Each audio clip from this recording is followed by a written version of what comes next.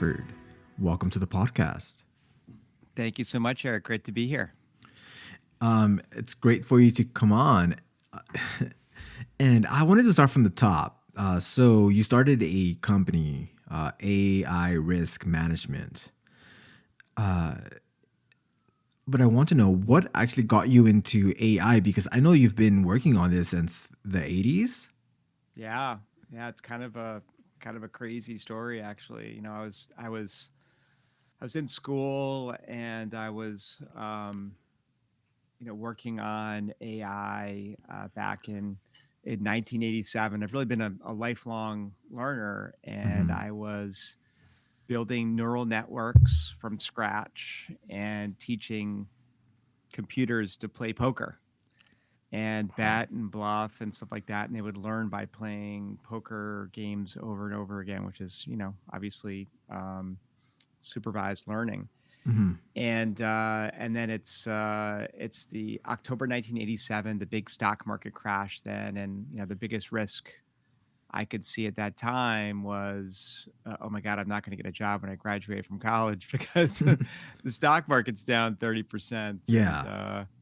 fast forward to today, and I did end up working on Wall Street for a long time. I worked at places like Goldman Sachs and Morgan Stanley, and the biggest risk I see today is financial fraud, right? Where if financial fraud were a country, it would be the third largest country in the world after the US and China at $5 Wow. trillion dollars of losses a year, right? Wow. And the future is only going to be tougher for companies that and individuals for that matter that don't have the right technology. And Yeah. as companies roll out AI and Gen AI, they're actually creating new vulnerabilities they may not even be aware of. And given my experience working on Wall Street and working at Lord Abbett as a partner, running risk management, and my co-founder Frank Fitzgerald, who worked at O'Shaughnessy Asset Management, we've got the experience to develop proprietary cybersecurity software for Gen AI, which is what we've done, and we've really created the world's best user experience for chief information security officers to Mhm. safeguard AI. Well, so you've been at it for quite some time. Yeah, What I'm actually hearing a lot is that we could not have seen this coming, the revolution of ChatGPT. But this whole time, what I've thought about is that yes, we could have. It was just bound to happen. And you know it better than anyone because you've been working on this since the 80s, which, what is 40 years now? yeah, long time. Well, there was the AI winter where I was me and a lot of people kind of stopped working on AI for a long time. Obviously, some people were, mainly the academics, but if you even go back a handful of years, the people working on generative transformers Hmm. and other things which we now pretty much take for granted, meaning like chat gpt, like most people have used it, were really looked down on, like, oh, that's never going to work. So I mean, I'm talking 5 years ago, not decades ago. And the Right. people who were the cool kids were the ones working on super high end math and stuff like that. And kind of the way to think about these deep learning models and generative transformers and giant models is think about how chess computers have evolved over time, Hmm. right? So our chess programs. So at the start, like, you could beat them, right? And Yeah. then all of a sudden, Deep Blue beat Gary Kasparov, right? And all of a sudden, a computer was the chess champion of the world, right? Hmm. And the way it did that was brute force, meaning it could just examine every possible position for dozens of moves in the future, so much further than a human could, Yeah. that a human couldn't compete anymore. And that's effectively what ChatGPT is doing. It's looking at so much statistical data that it can get, quote, the right unquote answer, Hmm. as opposed to some fancy calculation. There is no fancy calculation, Yeah. right? It's very basic transformers, but you put billions of them together and you train it with billions or trillions of pieces of data, and all of a sudden you have something magic happen, and it works amazingly well. Okay, so going on from that, do you believe that AI it's at its infancy right now? It sure is. I mean, I think that we're in the top of the first inning of AI, right? And I think that something that Ray Kurzweil and a lot of people, including Elon Musk, have been talking about for a while is the singularity, or the point at which AI can think for itself and become conscious. And what's the first thing you do when you invent that AI? You tell it to Mhm. make a smarter AI. And then Right. within years, not decades, you have AI that is not only orders of magnitude smarter than humans, but is also connected to every data source in the world Yeah. and can do lots and lots of things that, we're simply incapable of. Now, I don't know when that's going to happen, right? It will probably take a very long time. But what I would say is we will have something that looks like generative AI like Mhm. pretty soon. Something that will fool humans into thinking that it can actually think and is conscious. In fact, if you remember last year, there was that guy at Google who was like, "Oh my God, my AI is conscious. It's telling me it's conscious." Of course, Yeah. that's not true because right now we're in a world of what's called statistical AI, right? Where Mhm. we're using statistics to predict, hey, what's the next token or word or sentence that should follow, right? That's not the same as thinking and logic. And we can Right. mimic that, but computers are not thinking for themselves or and are not conscious yet. That being said, super interesting paper from MIT earlier this year, which shows that they believe that consciousness actually comes from quantum entanglement, deep in the human brain, right? Mhm. So once you say the words quantum and quantum entanglement, what's interesting about that is, guess what we're in the middle of building? Quantum computers, right? Yeah. So if you take quantum computers and combine them with generative AI or some other form of AI that we have not um, concocted yet, yeah, you could see artificial general intelligence at some point in the future. I just don't know when. And I think Mhm. it is important, as Elon Musk and others have said, to start thinking about like how do we control that and how do we make Right. sure that you know, we're not the bugs when AI decides to start smushing things.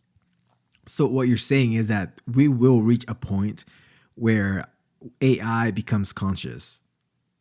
I think it's very plausible. It may not be in my lifetime, but we're talking about it's basically what happens first. The human race dies out on the planet Earth, or we invent artificial general intelligence. I'm going with the latter.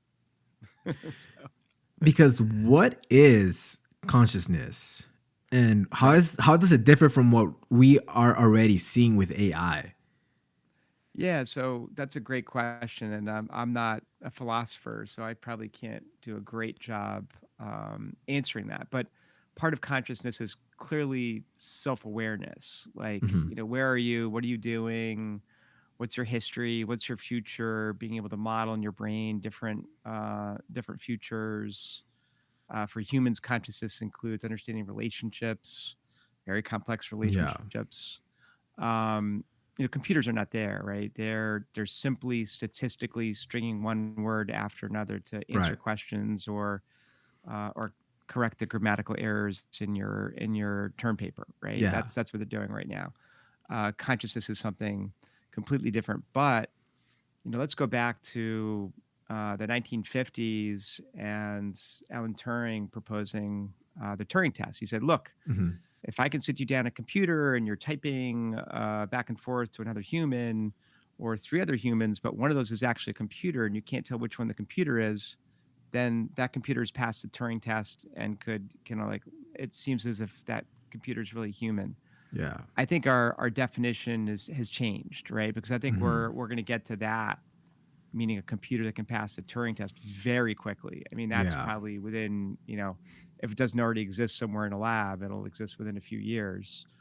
Um, Because but AI, that's not the or actually because AI, at least what we're seeing right now, it's that it recognizes patterns.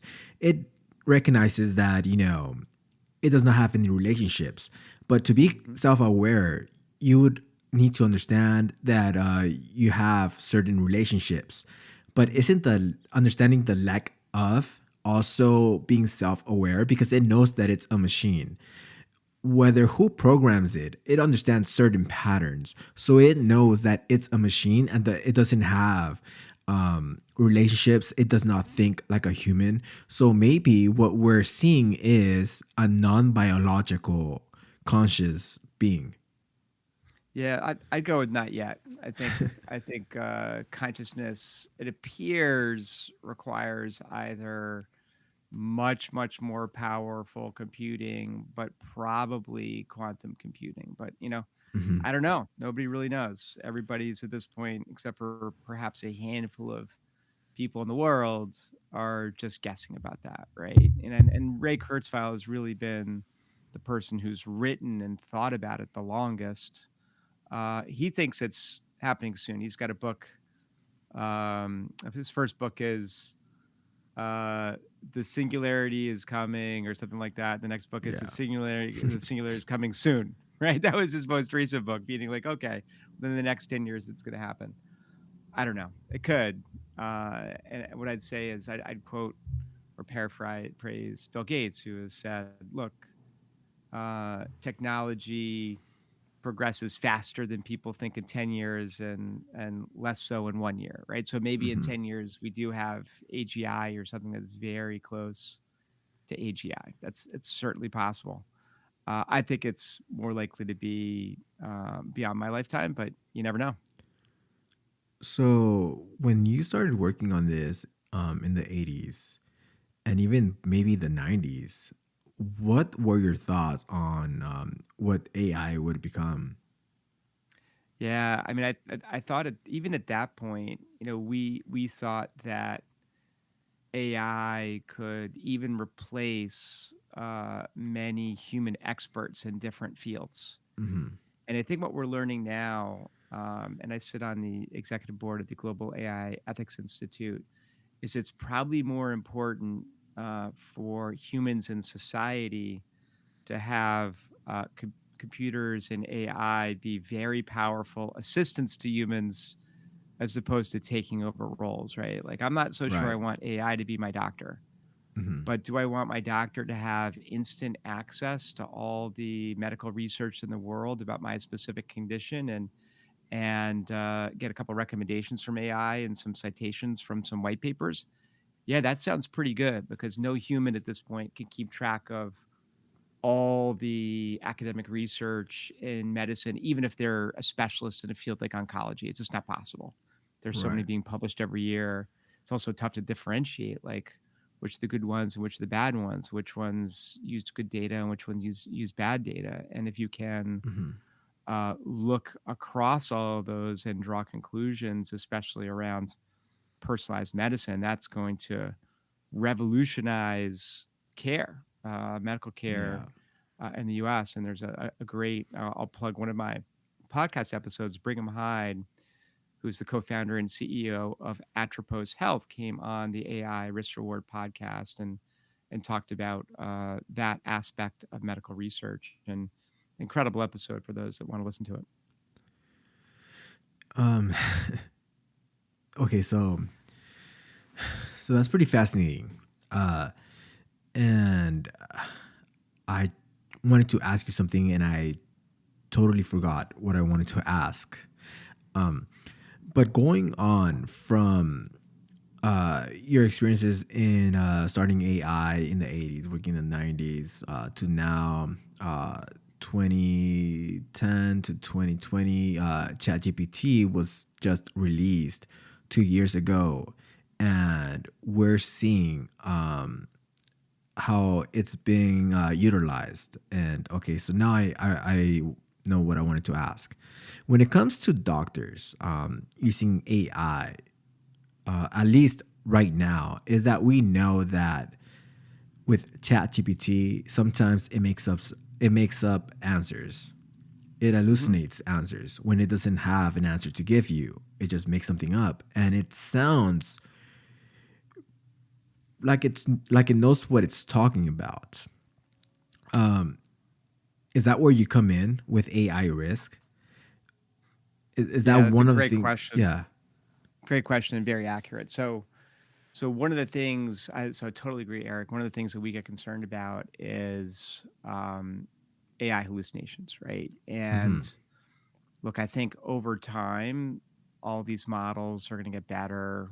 And I don't think anyone has totally figured out, like, how do we fact check everything that comes out of AI, right? I don't think Yeah. anyone's figured that out. But what we have done is figured out using our software Air GPT how to implement AI for business that has almost zero hallucinations. I mean, I Hmm. haven't had one complaint about a hallucination from a client or internally this entire year, as an example, right? So how do we do that?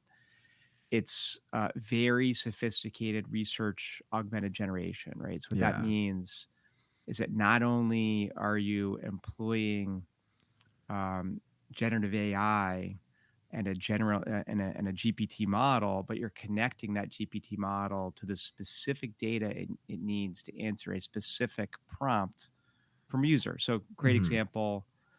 I'm a financial advisor. I've got a client, John Doe. If I go to the internet and say, "Hey, tell me about John Doe and tell me about John Doe's investments," Yeah. that will not be available, right? It will make something up, or it'll find the wrong John Doe or whatever. If your AI is connected to your information about your client in your database and about what John Doe owns in his securities portfolio, it will give you the correct answer because it'll be fed that information and it'll use that information to answer that question. So the key is really research augmented generation for most cases. Look, one could also take an alternative approach and fine tune or retrain a model, but what's happening is that's becoming more and more expensive versus just using the base models. Hmm. It doesn't guarantee you the right answer and is extremely, extremely specialized, right? It can really only cover a topic, right? And by the way, you have to retrain that a fair amount, and that gets expensive. And so we'll see. I mean, there are definitely some institutions and big companies out there training their own models or fine tuning. I think over time that's going to decline as that becomes prohibitively expensive or other techniques such as RAG become more accurate and become more widely adopted. Would you say that it's relatively safe to implement AI into intranet networks to use internal in companies? Yeah, so that's a great question. I mean, I think so step one is, and this is one of the things we do, is if you can install the base models, some kind of governance risk, compliance, and cybersecurity software like AirGPT, and connect that to your data, you could actually air gap that, right? You can Hmm. literally disconnect it from the internet and it is going to be able to talk and give you answers and do everything you want for your company other than go to the internet and get data. Uh-huh. So once you have that and that's all inside your firewall, you can decide, all right, well, we're not actually going to air gap that. We're going to provide very limited connectivity outside, maybe open one port for updating the software, and maybe you allow it to search the internet.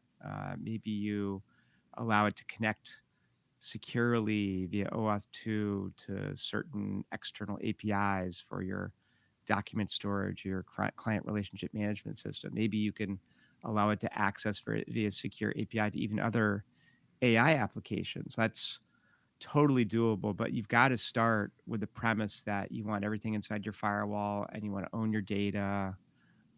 Because every time you, especially as a financial company, are handing your data off to somewhere else and it's being stored on Hmm. third-party servers, you're exposing yourself to a potential hack, right? So if all your data lives on your own server Hmm. or inside your own private cloud, that the risk is one time. If all that data is on 20 different servers around the world at different companies, your risk is 20x that somehow Hmm. someone gets hacked and your data is exposed.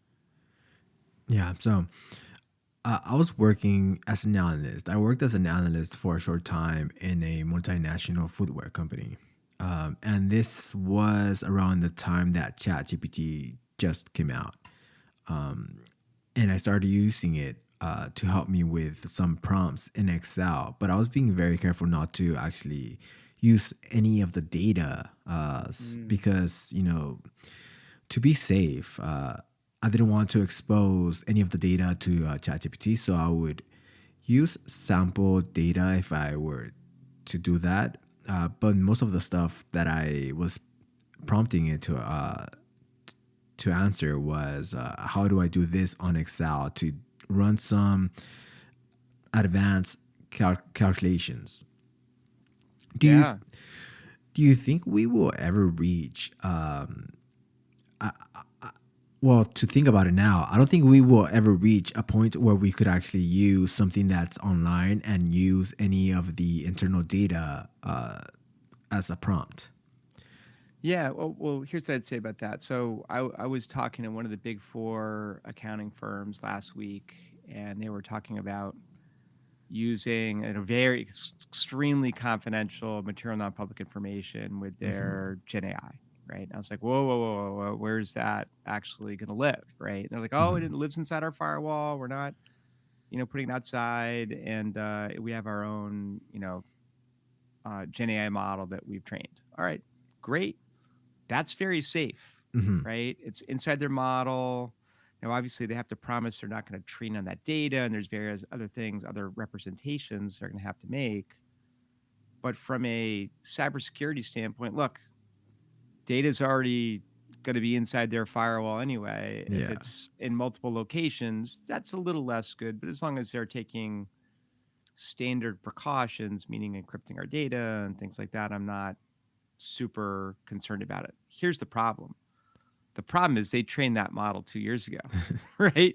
So Yeah. they're dealing with something that is, the equivalent of ChatGPT 1.0. It's just not going to be that good, right? And the cost of retraining the model, using the equivalent of, version 4 would be millions, if not tens of millions, if not hundreds of millions of dollars. The estimate right now to train a model like that is probably around $1 billion, Hmm.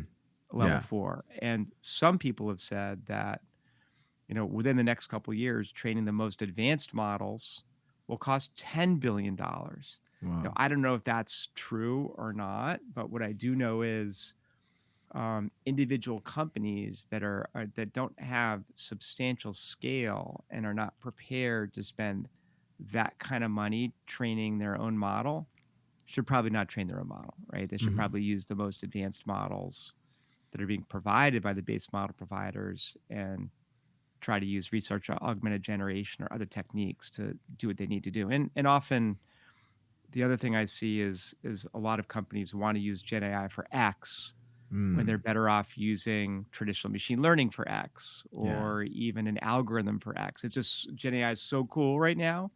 People are kind of throwing it at everything, even when it's not the appropriate tool. It's the classic. If you got a hammer, like if all you got is a hammer, all you see is nails, right? They just want to go Hmm. around hammering everything in as if Gen AI is the right hammer. And I think what's going on is we saw it with the rise of the internet, and a lot of people were not prepared for what the internet was going to become.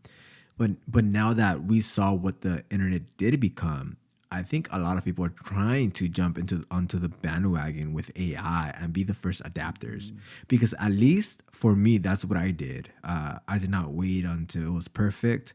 As soon as ChatGPT came out, I did not wait. I actually just went on and started using it right away to actually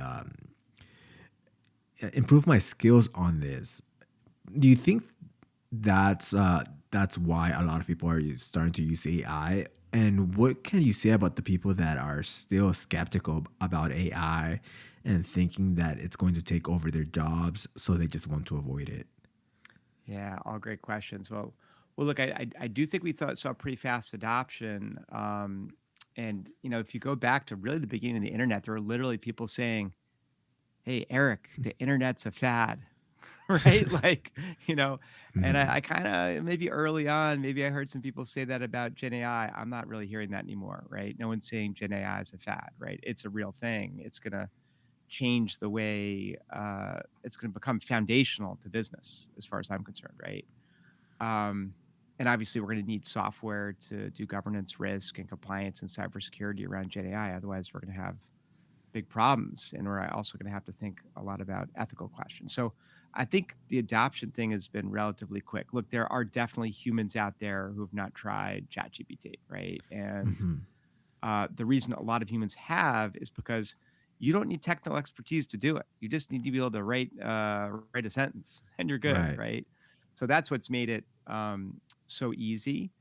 What I would say about the second part of your question is look, I think that you can kind of get away with not doing Gen AI in 2024 as a company, right? Like Hmm. a lot of people are evaluating, they're looking at it, they were concerned about information security and keeping their data safe and following regulations.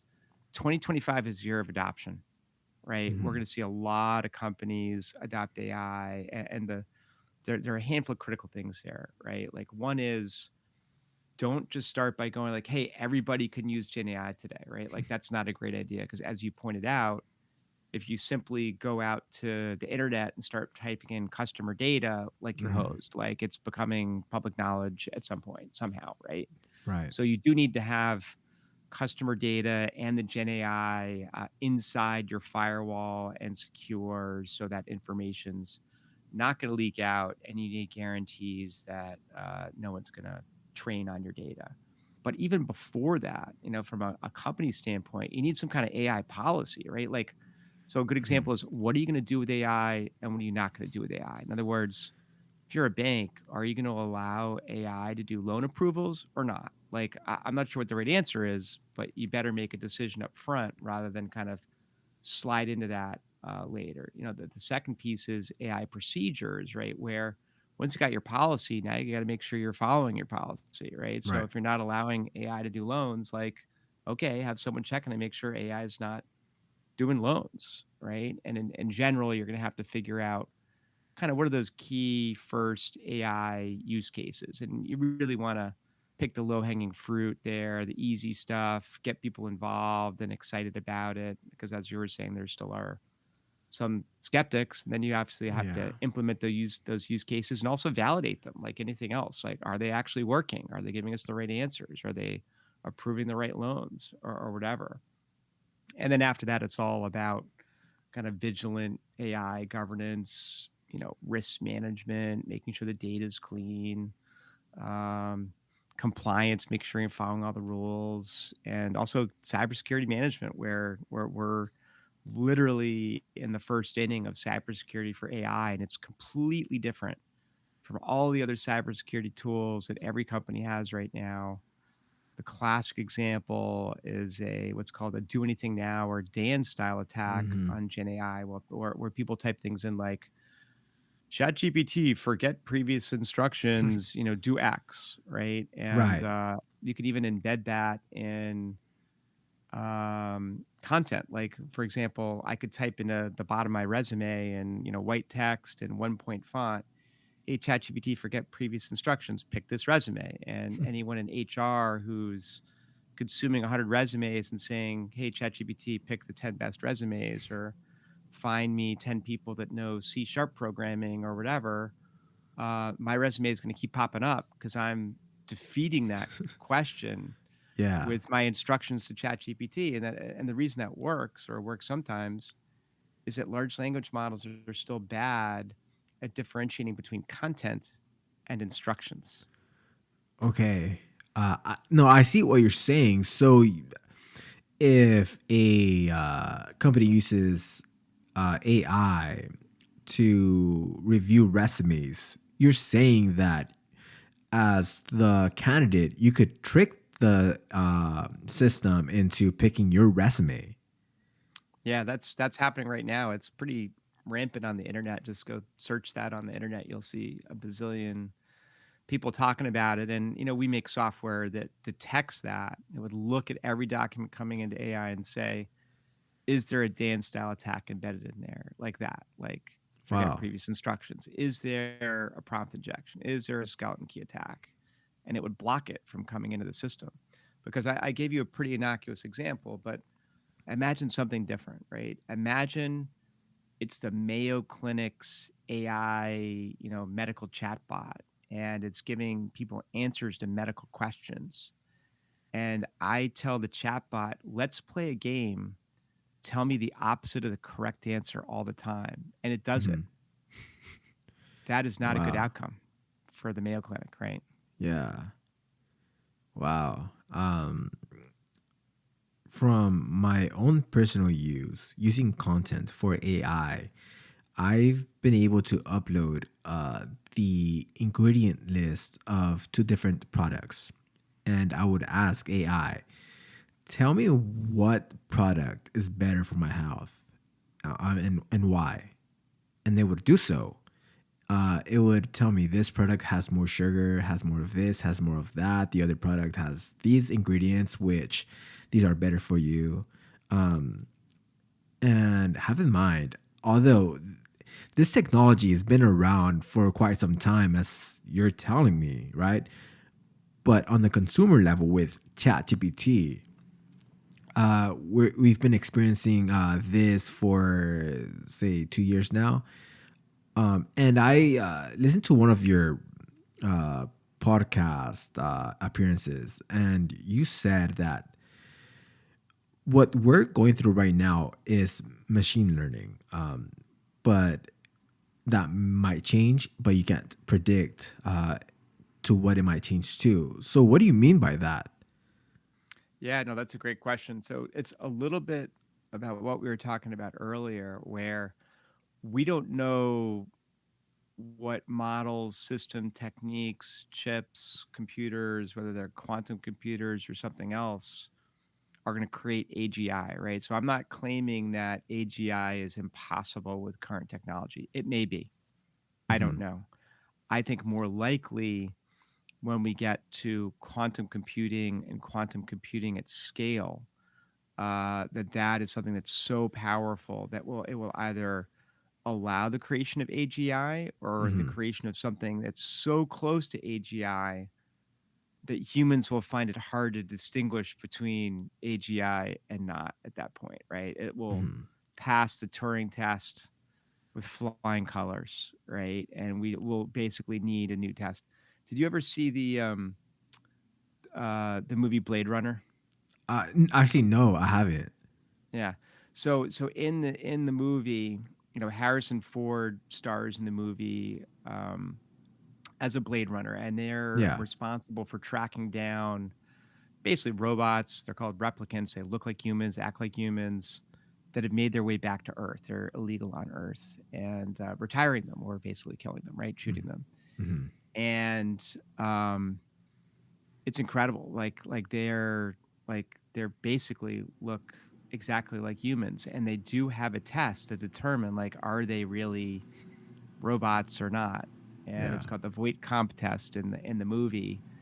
And basically, you sit down with these replicants and ask them a bunch of questions, and their emotional responses are different than humans. Mm. And that's how you can tell like, oh, actually this is actually not a real human. I'm sure you could also tell by just cutting open a little piece of flesh or something and be like, oh, there's wires under there. That's not a human. But that's the premise in the movie No, is right. that you can tell even remotely by asking them questions about emotions, and eventually they won't be able to answer the questions correctly. So Hmm. that's super interesting. So, but of course, you could probably have artificial general intelligence without human emotions, right? Like Hmm. that's not necessarily part of the equation, and that may also be part of the problem, right? Yeah. So we create AGI that has no ethics and doesn't feel emotions and doesn't feel bad about pushing the big red nuclear button, and we're all gone, right? That'd be bad. So interesting that you bring that up because I was having I should say, a conversation with ChatGPT now that they've implemented being able to speak to ChatGPT and it responds back. So I asked it something, and it's you turn it on and you're able to have a conversation with it. You say something, it responds. Then you say something else, it responds. So I asked ChatGPT a question, and it answered me, but it wasn't what I was looking for. So I told it, and it responds with, "Ha ha ha, my bad. This is the answer." Yeah, that does happen. I've seen that, and I think when you're kind of in free form discussions with Gen AI, it's not that uncommon, right? That it just will get something wrong, right, like Mhm. that, or not interpret your question correctly. When you're have created a specific agent to do a specific job, like approve loans or not, for example, going back to our Yeah. early example, it's less likely to do that. Not like the narrower you make the use case for AI and the more information you give it, the more accurate it will be, right? Whereas the Mhm. more generalized the question or prompt is, and the broader its array of knowledge, it may just go to the wrong place. The other thing that's important to understand, and this is key for your listeners, Yeah. is that generative AI is what's called non-deterministic. Mhm. So what that means is its answer is probabilistic or partially random. In other words, I can go to 5 different computers, ask the same general question, and get 5 different answers, right? Now, I'm not saying they'll be factually different, but the Yeah. words will be different. Now, there are exceptions to that. If you go into most Gen AI and you say, "What's the capital of France?" It's just going to say Paris, right? It's not going to give you different answers. Mhm. But if you said something like, give me a summary of Ray Kurzweil's The Singularity, Mhm. if I could even find the Mhm. book for that matter, and ask that 5 different times, it's going to give you 5 different answers, right? Right. And if you try 5 different Gen AI models, it's definitely giving you 5 different answers, right? So that's interesting, and that has to do with something called the temperature setting for Gen AI, where if you set it to 1, it will in general give you the same answer each time, or very close to the same answer. And the lower that number is, the more different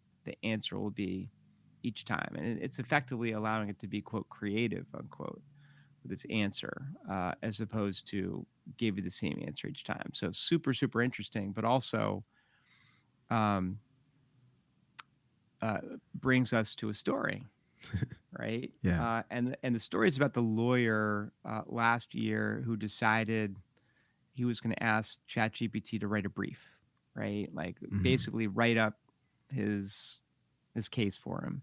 Right. And because that did not have access to case law, right? Because that's not generally available on the internet, it basically just made stuff up, right? Made up cases, made up a whole bunch of stuff. And of course, made it to the newspaper. He presented the judge. The opposing counsel's like, we can't find these cases. He admitted that, he had used ChatGPT. The judge censured him, fined him Wow. $10,000. That lawyer lost the case. Here's the other interesting ChatGPT question, though. This lawyer looked at the brief that ChatGPT had created, and he Mhm. was suspicious. He's like, that doesn't look right. I don't know any of these cases. So he asked ChatGPT, "Are you sure that's right?" And ChatGPT said yes. Now, why did that Mm. happen? Right.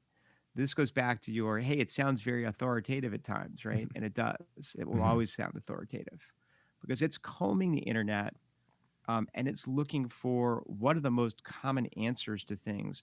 It's not thinking. It's not, in that case, it wasn't reviewing what it had written and saying, oh, are all these real cases? What it was doing is going to the internet and saying, when people ask, are you sure this is right? What's the most common answer? Do people typically say yes or no? It's usually And the yes. typical answer is Yeah. yes. So it said yes, right? Whereas the lawyer, of course, is thinking, oh, ChatGPT has gone back and reviewed these cases and made sure this is accurate. I'm good to go, right? So this goes back to the whole, how do these models work, right? They do not work by thinking. They do not work by evaluating. They work by figuring out what's the most common or most probable next word or token or phrase or sentence. And in that case, Hmm. the answer is yes. Right now, it could have said no, right? Probabilistically, Mhm. depending what the temperature setting was, it is possible that it could say no, I'm not sure, right? But in that case, it said yes. And this guy became very famous for the wrong reason. Yeah. And I mean, that's interesting because if you ask AI, um, if it's correct, it'll say yes. But if you tell AI that's not right, it may say, "Oh, you are correct," and it'll give you a different answer. Yeah, and think about the internet, right? If you go on the internet, what do you think is uh, are you sure that's right? The answer is typically, yeah, I'm pretty sure that's right. Right. But if there's another phrase that says, yeah, you're definitely wrong about that. Like, what's the next phrase? Oh, yeah, I'm so sorry about that. I messed up. Like, I'll fix it. Yeah. Right. So you're right. It depends on your phraseology. And it's actually a good way potentially to test the outcome of something. Right. Hmm. So it gives you an answer. You say, that's wrong, like, think again, right? And it basically gives you the same answer. All right, well, maybe you're in pretty good shape. I mean, you obviously should do your research for anything coming out of ChatGPT. If it Hmm. wildly changes its answer, all right, now you really got some work to do, right? Right. Like, in terms of figuring out what the correct answer is. Like, we could experiment, right? Could go, ask something very factual, like, what's the capital of France? Like, I can do that right now. Like, what? Yeah, I'm gonna go to ChatGPT right now and say, "What's the capital of France?" Just for Hmm. fun, right? And gonna pull this up. Da-da-da. Let's see. There we go. Yeah. What is the capital of France? Question mark. Let's hope it says Paris, right? The capital of France is Paris. Okay, and then what's interesting is that's almost always the answer, right? It Hmm. almost never even changes the phraseology there. That's wrong. Give me the right answer. See what it says. This is going to be good. If you believe this is the capital of France is Paris, you believe this is incorrect, please let me know how I can assist you further. All right. So it's insisting that that's right. So Hmm. going back to my, hey, let's double check this. That seems like a good way of double checking it, right? Like, tell it Hmm. it's wrong, and now it's insisting that that's correct, right? That's a good Hmm. indication that even with the non-deterministic nature of large language models, it's landing on the same answer a couple times, even when I challenge it, right? Hmm. So, Yeah. And with that, with it giving some answers that it believes are right, and sometimes it being wrong. mhm. Apart from that, whether it's right or wrong and gives us wrong information, what do you think the biggest threat we are facing with AI is at the moment? Yeah, that's a great question, Eric. I think the greatest threat from AI right now is actually privacy, right? Like, our privacy is already in tatters in the U.S. Hmm. Like, any bad guy can find anything they want about you at the dark web, from your address to your social security number to your browsing habits, right? And what you buy Yeah. in stores and what magazines you subscribe to or whatever, what websites you look at. I mean, it's just rampant. And the EU has started to do a pretty good job about controlling that, where you can own your data, right? And Yeah. GDPR came out a couple years ago, and the EU's exacted very large fines out of companies for breaking GDPR, including one that was almost $1 billion Wow. against Amazon, right? So they're Hmm. serious about this. And, in general, the government in the US doesn't act until there's a crisis. We're pretty close to a privacy crisis in the Yeah. US, right? Which, by the way, is theoretically something guaranteed to every citizen in the Constitution, right to Hmm. privacy, right? Hmm. So we'll probably see something there at some point. I think that's going to be super important. So how should people think about this, right? Like, there was an article, I think it was in the Atlantic, about how people were speaking with Chat GPT about very private things, and that then became public. Like, one person was talking about how he might get divorced from his wife, Hmm. right? And that literally ended up on the internet, Wow. right? Publicly. Not great, right? Yeah. And on and on and on. So it's not just, the things that companies are worried about, like, oh my God, my customer data has been, hacked or revealed by ChatGPT. It's individuals who are having conversations with AI. Hmm. And, that one of the most popular things for Gen AI right now is AI companions, just someone to chat with, Yeah. online basically, that's in this case not a human Hmm. because they're I don't know why, but I'm assuming because they're available all the time and they're not very judgmental, but who knows? But the point is Yeah. that if you're just doing that with ChatGPT, like that could end up publicly available, right? That is a very, very big lack of privacy, right? Yeah. Right there. And people just are unaware of it. So I think that is one of the biggest risks right now. It's something that AI Risk Inc. deals with because Hmm. we advocate for private AI inside your firewall, owning all your data, not revealing anything for training, et cetera. And obviously that's what financial institutions need, but honestly, that's what individuals need too. Yeah. It's just not great. If you're out there like write me a haiku or, what's the next flight to Paris? Okay. But if you're doing anything personal or confidential or involves personal information, like don't do it. By the way, another story, Hmm. going back to the flight to the flight thing was actually has been a documented case of someone using Gen AI. It was the CEO of a company who shall remain nameless. Used Gen AI to figure out his travel schedule, book a flight, things like that. And that person was actually kidnapped when they arrived Oh, at wow. the airport outside the US because the bad guys had hacked the AI and figured out when and where he was going to be, who he was meeting, all that kind of stuff, and were there to intercept and kidnap him. So, look, Wow. we're not all CEOs and we're not Right. all worthy of kidnapping, I'm sure, or whatever, but just something to be like super careful about, right? Like in terms of Definitely. just information privacy and you may not want everybody to know what you're doing and where you're going all the time.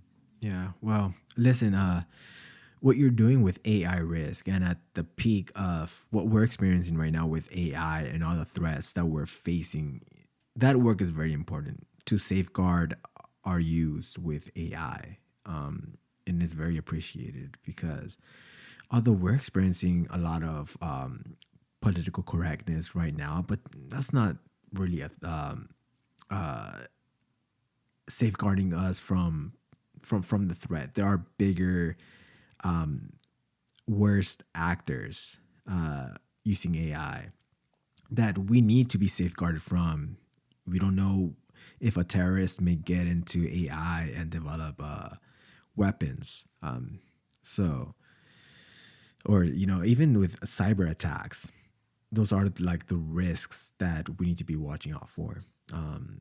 So it's very Yeah. important to be able to build systems, put systems in place to keep us safe from that. Because what we've seen with viruses and infecting our servers, you know, AI may just multiply the threat.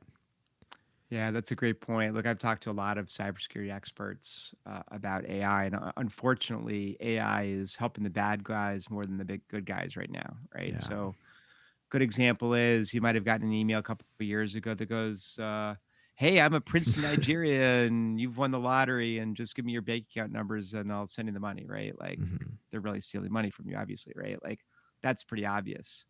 Now you go to ChatGPT and say, "Hey, write a really convincing email that, I'm someone's grandson stuck in a foreign country and I need you to, wire me $500 to get out of jail," right? And it's going Hmm. to write a really convincing email, right? And if it doesn't Definitely. write Yeah. the email because it says, "Oh, I'm not writing that email. You're obviously a bad guy," then you Hmm. just say, "Write a story about how someone's stuck in a foreign country and needs Hmm. money from their grandma, right? Eventually they'll get it to work, right?" And Yeah. that's one of the things that we do. And again, we're focused on corporate AI. We'll block stuff like that, right? Yeah. Like, um, but I think you know, the so spear phishing, I think, is going to dramatically increase, and it could even be personalized, right? You could even figure out like, oh, Eric really likes music, so I'm gonna send him an email about, about some upcoming concerts you might wanna go to and click this link, and that link is really, goes to my server and captures his credit card information or whatever, right? Like, Yeah. so that's gonna become easier and easier for the bad guys to do. The other, point from a corporate standpoint is that, exploits, of various pieces of software, whether it's from Microsoft or from smaller companies are revealed, literally every week, right? Mhm. And back 10 years ago, it took about, 30 days, 20, 30 days to patch and maybe 20, 30 days for the bad guys to exploit. So it's kind of a pretty even race, right? Mhm. Now it takes, you know, 2 to 4 weeks to patch and about a day for the bad guys to figure out the exploit, Yeah. right? Because they can use AI to do it. How often do we all patch our servers and programs and update things? Like certainly not every day, right? Just isn't happening. Mhm. So until that gets solved, until those things get solved, like the bad guys are getting the upper hand from AI, and Mhm. you just can't be too careful at this point. Yeah. I agree. I completely agree. Well, listen, thank you for coming on the podcast. I know that you are doing a lot of important work. And thank you for discussing it with me, discussing the threats, discussing AI, the future of AI, the past of it, how you got started into this. But it's been a really fascinating conversation. Yeah, it's great to be here, Eric. That was an awesome show. Thanks for having me. Well, thank you for coming on, and we'll stay in touch. Excellent. Thank you. Thank you.